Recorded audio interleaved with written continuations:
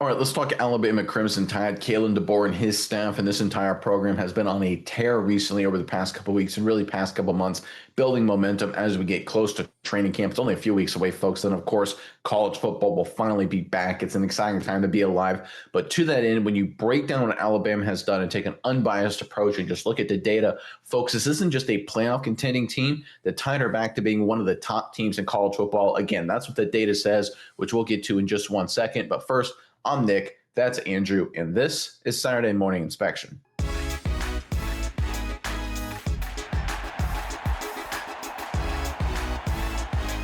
All right, Kalen DeBoer, after a disappointing 2024 campaign, has the Tide pointed to being national title contenders once again, not just playoff contenders, of course, getting back to the national championship game and trying to win another ring for the Tuscaloosa faithful. But when you look into what the Tide have done over the course of the offseason, it's important to understand that Kalen DeBoer has been very smart. There's been some sort of rumors and kind of some memes going around about, of course, Nick Saban still being involved in recruiting and all. It's just they're just using Saban, right? That's behind it. And folks, that's not what is happening at all. So let's get into an article here because I want to highlight this exact point and talk about Kalen DeBoer's strategy and why he's thinking outside the box and the result it's yielding for the Crimson Tide. Let's pull up this report courtesy of 24/7 Sports.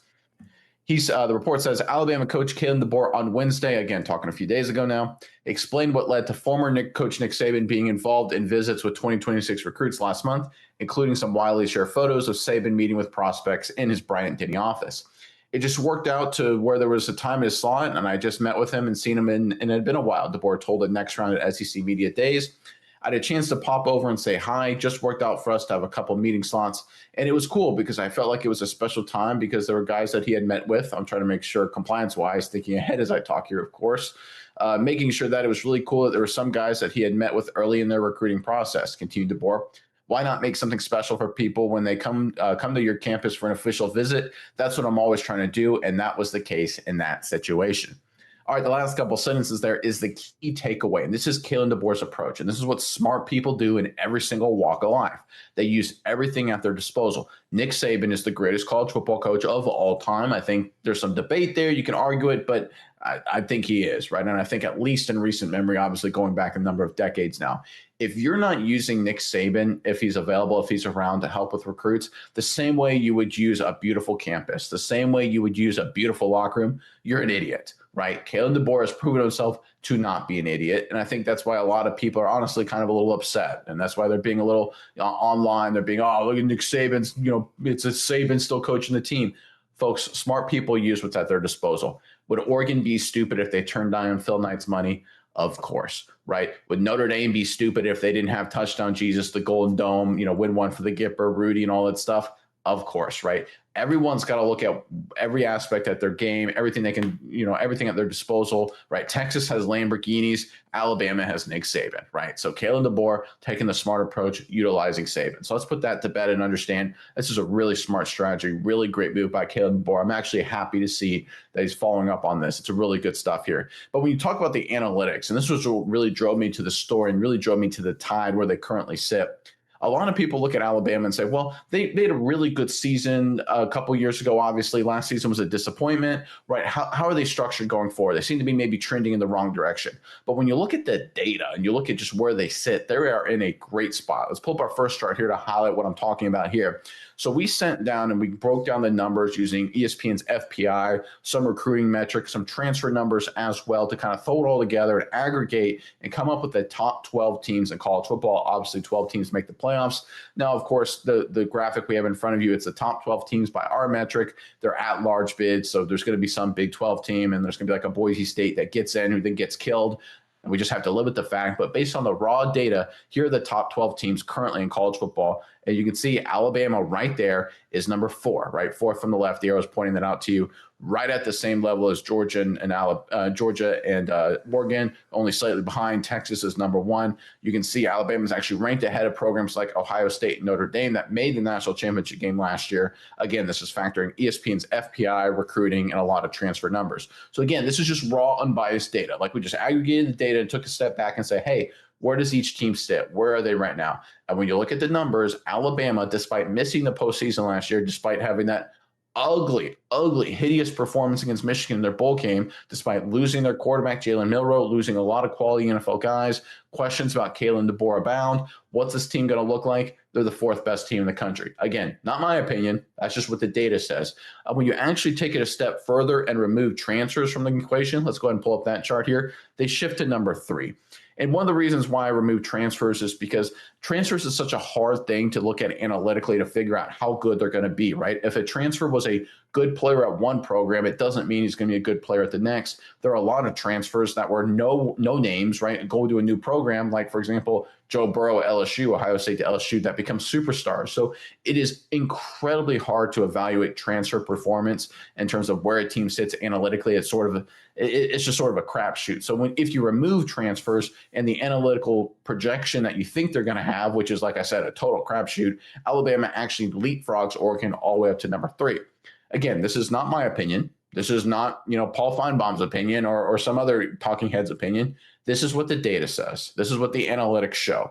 On paper, across the board, the way the team is structured, the talent they have, the coaching staff they have, plus the recruits they brought in. And if you go back to the original graphic, plus transfers, this is a top 4, top 3 team in college football. This is not last year's Alabama squad. Now, look, they have to execute on Saturdays. That has to happen, right? The analytics don't win you games, players do, of course. But we cannot ignore the fact that the Tide have, in just 1 year, right, as bad as things looked maybe 6 months ago, 7 months ago, they are poised right now to make a serious push, be a serious threat here to not just make the postseason, not maybe win the SEC, but win a national title. You can see they're right there with Georgia, right there with Oregon, ahead of Ohio State, ahead of Notre Dame, well ahead of Penn State, well ahead of programs, like LSU, Miami, USC, Tennessee, Clemson, right there, well ahead of other contenders. Right now, the only team that's clear of the pack is Texas, and right now they sit there. That's where they are until someone beats them. That's where they're going to be. But Alabama is neck and neck. They're right at the same level. It's a second layer of contenders. That's what the data says. That's what the numbers say. And if it shakes out this way over the course of the college football season, which we think it will, there's a great chance the Tide will not just return to the playoffs, but make a lot of noise and another deep postseason push. All right, Miles, that's enough for me about this. But first, Crimson Tide fans in the comment section below. Obviously, we're talking about an Alabama team that on paper, based on the data, looks really good. But I'm going to ask you a question here, kind of flip it up over to you a little bit. What's a team that going into the season in Alabama history where you had just low expectations, where you're like, this team's going to stink. They're not going to be as good as we hope. And they absolutely crush it, right? They surprise to the upside, right? A team that came out of, maybe nowhere. Maybe you're like, it's a down year, rebuilding year. And then they just crush it and maybe do something special. Give us your favorite Alabama team that kind of fit that profile and put it in the comment section below. But Miles, over to you now. What are your thoughts on all the data and just the latest out of Alabama? Yeah, Nick. First, I'll touch on the beginning. The Nick Saban, Kalen DeBoer thing. I think what you're saying and how you phrase it is absolutely correct. It's like this, DeBoer utilizing the ability to have Nick Saban in building is like someone the person who takes over Amazon being like, you know what? I'm not even going to consult Jeff Bezos. What does that guy know about anything? Like I can do it on my own. It's crazy. It's lunacy. I think it's just people wanting to be able to hate on Alabama. So I completely agree with you there. And then when you look at the data and analytics and everything Alabama has, I'll say this. When Kalen DeBoer first came over as the coach, the very first day before the dust had even settled from the move, I myself was like, is this guy going to be okay for this team? Is this team going to be able to survive? And we started doing some videos on it. And from the rip, this guy was able to, settle some recruits down. People left. People started to come back. I think that, from the very beginning, he showed, hey, I've got this under control. And I think people really haven't taken the time to analyze and see this is a good football team. Like you said, it was a disappointing year for Alabama last year. For any other of the number of teams in the country, we live in the state of South Carolina. If the Carolina Gamecocks had the season that Alabama had last year, they would feel pretty dang good about that season. A lot of teams in the SEC would be like, you know what, I would kill to have a season like Alabama had last year. But for them, it was disappointing. So this is the kind of metrics, the kind of margins we're dealing with with Kalen DeBoer here at Alabama. If we're not winning national championships, it's a disappointment. That's just the culture at Alabama. That's what is going on. So I think that this guy, he really has gotten this program like not, it's hard to say turned around because that's not the case. They weren't in a bad spot before, but he's kept the ship straight with being one of the hardest ships to keep straight as a new captain. I think he's done a really great job so far for this team. And just looking at the data and seeing how even there, they've jumped teams that were in the college football playoffs last year. They've jumped teams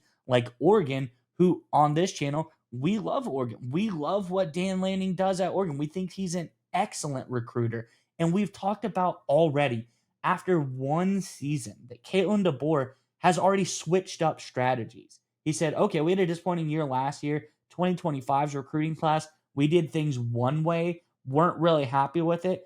I'm not afraid to switch it entirely and now focus on the SECs, focus on the state of Alabama more. I'm going to go switch it up and do things that way. That's why I love what Kalen DeBoer is doing at Alabama, because he's not afraid to say, I use Nick Saban. He's in the office. These kids already talked to him in the recruiting process before. Like, it's Nick Saban. Like, he's the one of the, if not the greatest football coaches in the college football era of all time. Of course, I'm going to use him to my disposal. Of course, if I'm not recruiting in the SEC quite as well as I wanted to in 2025, I'm going to bring some guys in or defer to some of my coaches who know the SEC better and focus on that. Of course, I'm going to do that. So this is a guy that I think has no pride as far as he's not going to let his hubris be his marshal. He's the guy that's like, hey, look here. I'm not afraid to go ask for help. I'm not afraid to get the right answer. So I love what's going on in Alabama. I think this 2026 class looks really great. I think the data as far as where Alabama is going to be this year looks really, really great. I just think overall, everything's heading in the right direction for the Crimson Tide. And I think Kalen DeBoer definitely has this ship going in the right direction. I think we're seeing a big improvement for the Tide next year. Yeah, and I think one final point to end on, just to highlight, when it comes to the analytics and the data, there's a lot in Alabama's roster right now that actually weighs them down, right? They don't have a defined starting quarterback. The data, the analytics model that we used really heavily weights the quarterback position and really weights experience at head coach too in their current role. Kalen DeBoer, obviously one season, not a lot of experience. The Crimson Tide, their experience at the quarterback position, brand new. So as good as their metrics are analytically, the fact that their coach and quarterback situation is what it is actually really hurts them in a lot of ways. So the fact that they're so highly ranked based on the numbers, despite that, I won't say issue, but reality at those two positions is a sign that the rest of the roster and the rest of the program is really in a strong position. And this sometimes happens in college football. We become so short-sighted and we have, follow a team and like, oh, they had one down year by their standards. You mentioned it, by most standards, it would be a perfectly acceptable year, and they're behind, right? I call it kind of like the shiny new toy fallacy. What's the new fun program to talk about? What's the new fun, exciting thing in college football? It ain't Alabama. We've been talking about Alabama for decades. But again, we just look at the numbers, put the biases aside, and just look at the numbers, look at the data. Alabama's a top 3, top 4 program in all of college football. And if they execute on Saturdays, if Ty Simpson becomes who we think a lot of people, us included, think he will become, at least this season for Alabama. If their additions grow and can continue to become quality players, the young guys step up, the veterans take control of the locker room, right? The culture of this Crimson Tide program remains strong. All the stuff we've talked about, if that continues and they build off of that through training camp and get into the regular season, there's no reason that their rankings, their performance won't match the data, and that this Crimson Tide team in short order will return to the college football elite.